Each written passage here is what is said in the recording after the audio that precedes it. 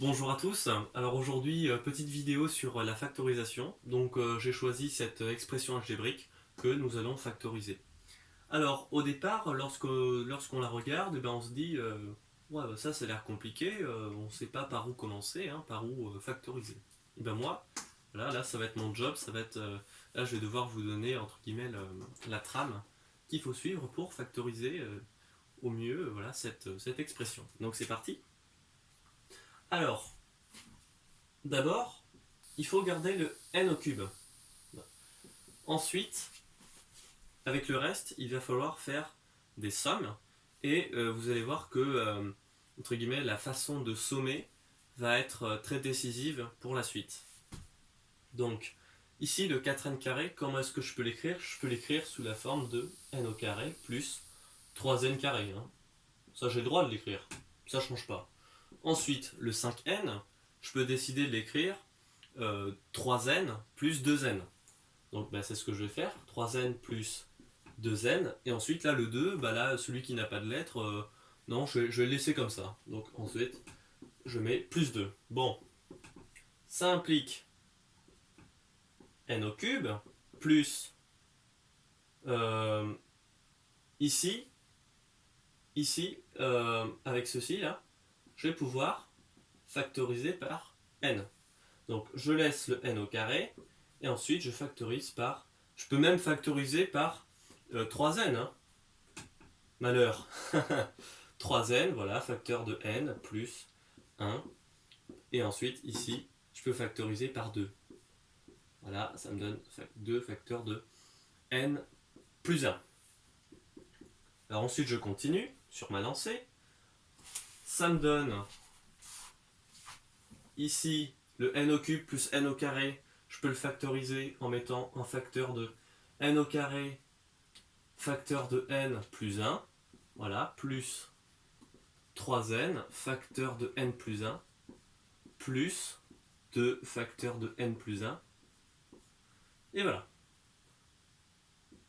Alors ensuite, qu'est-ce que je constate? Je constate qu'il y a n plus 1 qui est un facteur commun dans chaque terme. Alors, je vais décider de mettre n plus 1 en facteur. Donc n plus 1 facteur de ce qui reste, hein, n carré plus 3n plus 2, plus 3n plus 2. Voilà. Ça implique, là ici, je suis toujours obligé de garder le n plus 1 devant. D'accord. Et ensuite, ici, le n carré plus 3n plus 2, je peux l'écrire sous la forme n carré plus, ici, n plus 2n. Voilà, ou alors, voilà, donc n plus 2n plus 2. Bon. Ça implique n plus 1, facteur de, et ici, qu'est-ce que je peux faire? Alors là, c'est là où il ne faut pas se tromper, dans cette étape-là. Hein. Ici, je peux très bien faire, je peux mettre le n qui est ici, hein, celui-ci, en facteur. Ce qui va me donner n facteur de n plus 2. Et ensuite, de l'autre côté, qu'est-ce qui va me rester? Il va me rester n plus 2. Voilà. Plus n plus 2. Allez, on va le mettre entre parenthèses, même si ça sert à rien, mais c'est juste histoire de voir que on peut... voilà, que après, vous vous en doutez bien qu'on va mettre n plus 2 en facteur dans cette parenthèse. Alors, ça implique n plus 1 facteur de, et ici c'est n plus 2 qui est en facteur, donc n plus 2, hop, en facteur de, il me reste quoi? N plus 1, voilà, n plus 1. Bon, et puis ensuite, là, je peux décider d'enlever les crochets, hein. N plus 2, et là, qu'est-ce que je constate? Que on a n plus 1 fois n plus 1, soit n plus 1 au carré. Bon.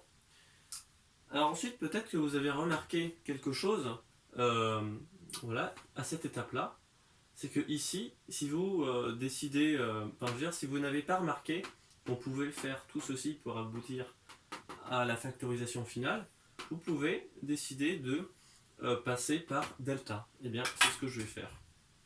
Donc, je peux effacer, voilà, jusqu'ici. D'accord? Donc, en passant par delta, Là, c'est franchement plus visible, hein, parce que là, tout ce que j'avais fait, c'était voilà, mettre 2n plus n, oui, t'es bien gentil, mais on aurait également pu faire 4n moins n, voilà. Donc en fait, c'est le choix de la somme qui est le plus compliqué ici. Bon, alors, ceci dit, avec delta, qu'est-ce que ça donne? Alors, je vais tracer un trait, d'accord? Et puis, on va faire la même chose, mais juste avec delta. Donc, delta, je rappelle, c'est la formule, c'est à connaître par cœur, hein, b carré moins 4ac. Ok, delta égale b carré moins 4ac. Bon, alors là, dans ceci, d'accord, maintenant je vais travailler que dans ce bloc-là.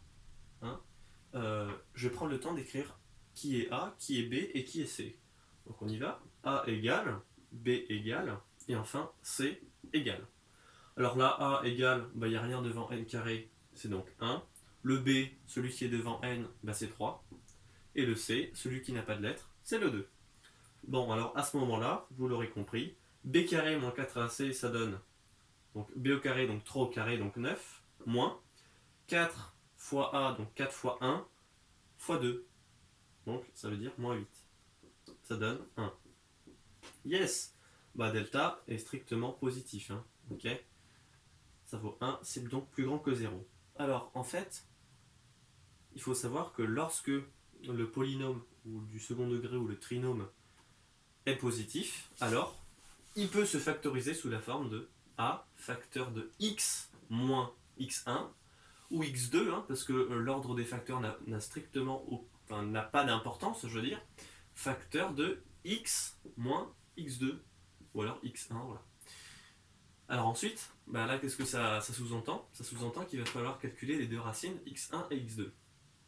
Voilà, c'est ce que je vais faire juste là. Hop. On se rappelle des formules. Donc on se rappelle que x1, c'est égal à moins b moins racine de delta sur 2a. Hein, ici, j'aurais très bien pu mettre x2, hein, comme je l'ai dit précédemment, ça, on s'en fiche. C'est donc égal à donc, moins b, donc moins 3, moins racine de delta, bah là on a de la chance, hein, c'est un carré parfait, ça fait 1. Sur 2 fois 1, 2 fois a, donc 2 fois 1 sur 2, ça donne moins 3 moins 1, moins 4 sur 2, ça donne moins 2. Ok. Ensuite, x2, c'est égal à moins b, et là ça se joue à un signe près, hein, plus racine de delta sur 2a.